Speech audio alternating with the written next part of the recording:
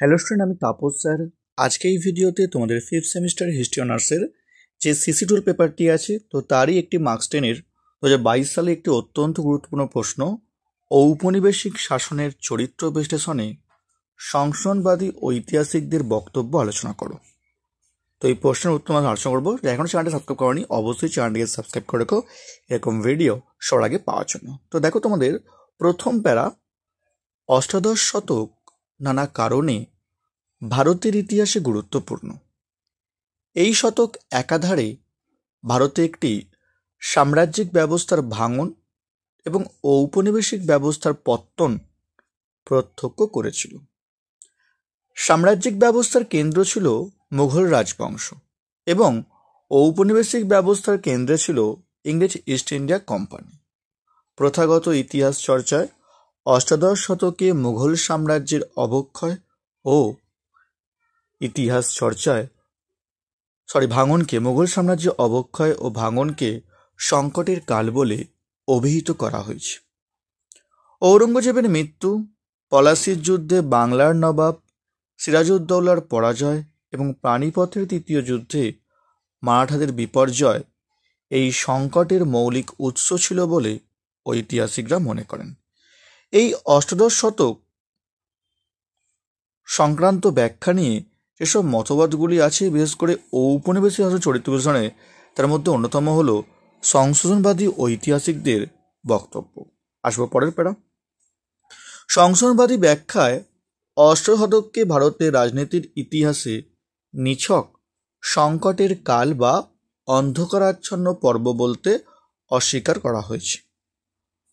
অষ্টাদশ শতকে দেশের যোগ্য ব্যক্তির অভাব ঘটেছিল এবং সেই কারণে ভারতবর্ষের রাজনৈতিক জীবন অস্থির ও সংকটাপন্ন হয়ে পড়েছিল।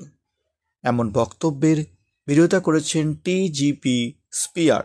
তিনি তার টিউলাইট অব দ্য মোগলস গ্রন্থে বলেছেন যে অষ্টাদশ শতকেও ভারতের রাজনীতির আকাশে উজ্জ্বল নক্ষত্রের অস্তিত্ব ছিল। সৈয়দ ভ্রাতৃদ্বয়, নিজামুল মুলক, জাকারিয়া খান, সফদরজং, মুর্শিদ কুলি খান প্রমুখ সেনানায়ক, রাজনীতিক ও প্রশাসক হিসাবে যথেষ্ট দক্ষতা ও প্রতিভার অধিকারী ছিলেন। নিজ নিজ এলাকার দায়িত্ব পালনে এরা যথেষ্ট তৎপরতা ও কুশলতা দেখাতে সক্ষম হয়েছিলেন। দুর্ভাগ্যবশত এমন সব যোগ্য ব্যক্তিরা সংকীর্ণ ব্যক্তিস্বার্থ বা গোষ্ঠী স্বার্থের ঊর্ধ্বে উঠে গোটা সাম্রাজ্য বা দেশের জন্য সহমত ও সহযোগী হতে পারেনি।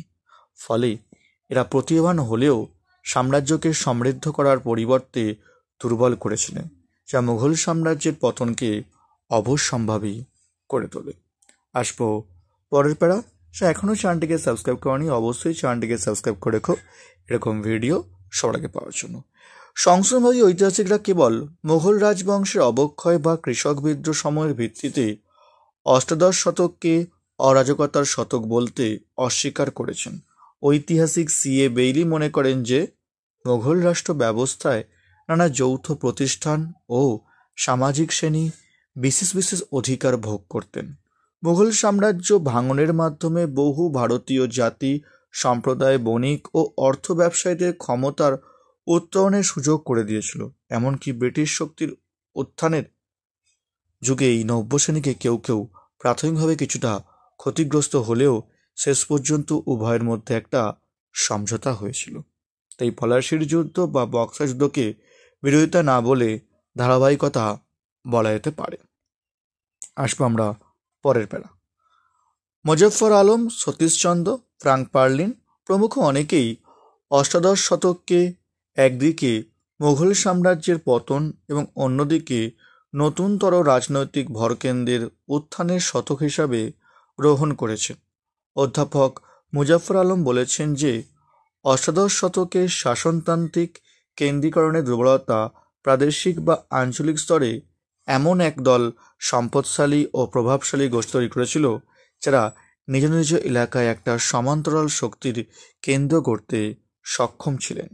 এদের মধ্যে সেই সব মনসবদার ছিলেন যারা বদলি বা জায়গির পরিবর্তন নির্দেশকে অগ্রাহ্য করতেন। অধ্যাপক আলম মন্তব্য করেছেন যে দরিদ্রতা বা সংকট থেকে অষ্টাদশ শতকে ভারতীয় রাজনীতিতে অস্থিরতা আসেনি, বরং সংগতিপূর্ণ অর্থনৈতিক উন্নয়ন ও সমৃদ্ধি থেকে স্থানীয় স্তরে অশান্তি বা অস্থিরতা এসেছিল। আসবে পরের প্যারা।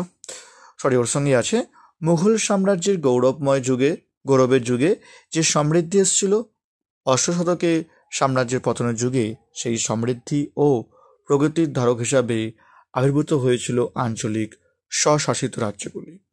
পরের প্যারা। অধ্যাপক আতার আলী সংশোধনবাদী ব্যাখ্যার কিছু সীমাবদ্ধতা তুলে ধরেছেন। তার মতে মুজাফফর আলম অষ্টদশ শতকে আর্থিক প্রগতির যে তত্ত্ব তুলে ধরেছেন তা সঠিক নয়। আবার একইভাবে বেইলির মতে অষ্টদশ শতকে শহরবাসী, বাণিজ্যজীবী ও বৃত্তিজীবীদের আর্থিক ও সামাজিক প্রতিষ্ঠা বহুগুণ বেড়েছিল, কিন্তু সেই বৃদ্ধির হার সপ্তদশ শতকের তুলনায় বেশি ছিল কিনা এ বিষয়ে তিনি বিশ্লেষণ করেননি। অন্যদিকে আতার আলী প্রথাগত ব্যাখ্যা কিছুটা জড়ো করেছেন। তার মতে সপ্তদশ শতকে পাশ্চাত্যের জ্ঞান বিজ্ঞান, বিশেষত প্রযুক্তি ও বিজ্ঞানের শিক্ষা গ্রহণের বিষয়ে তীব্র উদাসীনতা ছিল। অষ্টদশ শতকেও সেই উদাসীনতার ধারাবাহিকতা নষ্ট হয়নি। ব্রিটেনে আদি শিল্পায়ন পর্বের আভাস স্পষ্ট থাকলেও ভারতীয় রাজনৈতিকদের মধ্যে তাকে গ্রহণ করার কোনো উদ্যোগ দেখা যায়নি। KM পানিক্কর বলেছেন যে 1757 খ্রিস্টাব্দে পরিবর্তন আসলে ছিল ইংরেজ ইস্ট ইন্ডিয়া কোম্পানির সাথে হিন্দু ব্যাংকার জগৎ শেঠ ও বণিকদের উমিচাঁদ মধ্যে একটা সমঝোতার পরিণতি। কর্তৃত্ব দখল করে পারস্পরিক স্বার্থসিদ্ধি করাই ছিল এই সমঝোতার লক্ষ্য। ডক্টর আতার আলী এই সমঝোতা তত্ত্বকে গ্রহণ করেননি। তার মতে অষ্টাদশ শতকের সমঝোতাগুলি ছিল দ্বিতীয় ধরনের, কারণ ভারতীয় জমিদার, বণিক ইত্যাদি শ্রেণীর স্বার্থ এই সময় একান্তভাবে ইংরেজ কোম্পানির ইচ্ছার উপর নির্ভরশীল হয়ে পড়েছিল। 1757 থেকে 1807 খ্রিস্টাব্দের মধ্যবর্তী সময়কালকে ভারতীয় আঞ্চলিক রাজশক্তির উপর ইংরেজ কোম্পানির অধিকার প্রতিষ্ঠাকে আক্ষরিক অর্থে মুঘল ব্যবস্থার সম্প্রসারিত রূপ বলা যাবে না। আসবো পরের প্যারা। ওর সঙ্গেই জাস্ট ডক্টর আতার আলীর মতে কোনো একক তথ্যের দ্বারা অষ্টাদশ শতকের ভারতের রাজনৈতিক চিত্র বর্ণনা করা সম্ভব নয়। শেষ প্যারা। সংশোধনবাদী লেখকরা অবশ্য অষ্টাদশ শতকের ভারতবর্ষের রাজনৈতিক পরিস্থিতির পুনর্মূল্যায়নে মুঘল সাম্রাজ্যের অবক্ষয় ও আঞ্চলিক স্বতন্ত্রবাদী শাসন ব্যবস্থার উত্থানকে সম্পূর্ণ দুটি পর্যায় বলে মানতে চাননি। আতার আলী, সতীশচন্দ্র প্রমুখ অযোধ্যা, হায়দ্রাবাদ, বাংলা প্রভৃতি আঞ্চলিক রাজ্যের উত্থানকে মুঘল শাসন ধারাই সম্প্রসারণ বলে মনে করেন। শেখর বন্দ্যোপাধ্যায় লিখেছেন, ভারতের ইতিহাসে অষ্টাদশ শতক অন্ধকারময় যুগ নয়, একে সামগ্রিক অবনতির কালও বলা চলে না। সমগ্র ভারতব্যাপী একটি সাম্রাজ্যের অবনতি মানে ছিল অন্য একটি সাম্রাজ্যের উত্থান। মধ্যবর্তী পর্যায়ে সক্রিয় ছিল একাধিক আঞ্চলিক রাজ্য। অষ্টাদশ শতকের গোড়ায় মুঘল সাম্রাজ্যের অবক্ষয় এবং শতকের শেষ পর্বে ঔপনিবেশিক সাম্রাজ্যের উত্থানকেই একটি সম্পূর্ণ কালক্রম হিসাবে চিহ্নিত করাই বাঞ্ছনীয়। তো এই ছিল তোমাদের এই প্রশ্ন উত্তরটা আলোচনা করলাম। যদি ভিডিওটি ভালো লাগে অবশ্যই লাইক করে দিও। যারা এখনও চ্যানেলটিকে সাবস্ক্রাইব করনি অবশ্যই চ্যানেলটিকে সাবস্ক্রাইব করে রেখো এরকম ভিডিও সবার আগে পাওয়ার জন্য। তো আজকের মতো এটুকুই।